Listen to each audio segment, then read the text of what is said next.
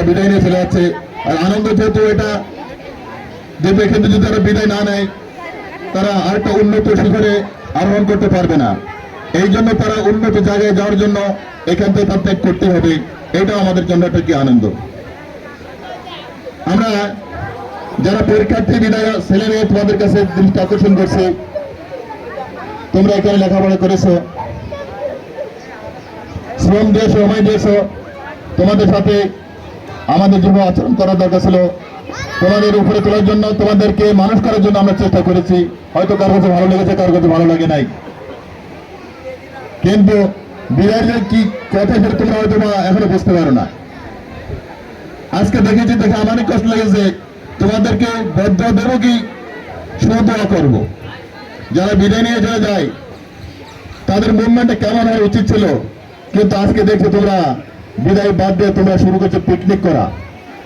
স্যারেদের সামনে তোমরা ক্রিকেট খেলা খেলতেছো, কিন্তু আমরা এক খেলে বিদায় নিয়েছিলাম, তখন কিন্তু আমাদের এই অবস্থাটা ছিল না। তোমাদেরকে তারপরে তোমরা ভালো জায়গায় যাও, শিক্ষকদের সম্মান করো, যেখানে যাও সেখানে প্রতিষ্ঠানের মুখ উজ্জ্বল করো, তোমার পিতামাতার মুখ উজ্জ্বল করবে, ভালো রেজাল্ট করবে, এটা তোমার জন্য উপদেশ। আর আমাদের প্রধান অতিথি যেহেতু আছেন আমাদের মামা, শ্রদ্ধা মামা, তার হাত দিয়ে আমরা অনেক কিছু পেয়েছি, অনেক কিছু পেয়েছি এবং এখনো পেয়ে যাচ্ছি। আজকে যে আমাদের উপহার দিচ্ছি, এই উপহারগুলো মামারই এককালে একটা অনুদানের টাকা দিয়ে আমরা এটা করতেছি, ব্যবস্থা করছি। মামার কাছে যেহেতু যে বেশি দেয় তার কাছে দাবিটা বেশি থাকে, যে দেয় তার কাছে বেশি থাকে দাবি, যার কাছে পাওয়া যায় তার কাছে চাওয়া যায়।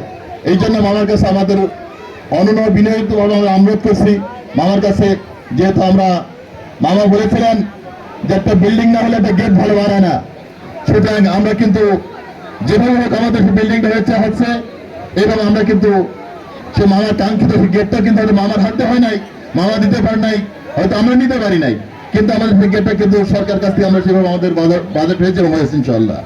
এখন মামার কাছে ছোট্ট আমাদের দাবি থাকবে, যেহেতু সামনে একটা জলাশয় রয়েছে, যেটা আমার জন্য আসলে খুবই কষ্ট হয়, বিভিন্ন ঝামেলা হয়। একটা অনুষ্ঠান করতে হলে আমাদের ভাইয়া হয়ে আরেকটা প্রতিষ্ঠানে যেতে হয়, হয় বাজার প্রাইমারি স্কুলে যেতে হয়, আর না উত্তর পাকা প্রাইমারি যেতে হয়, কারণ ছেলেমেয়ের একটা বিনোদনের জায়গা আছে।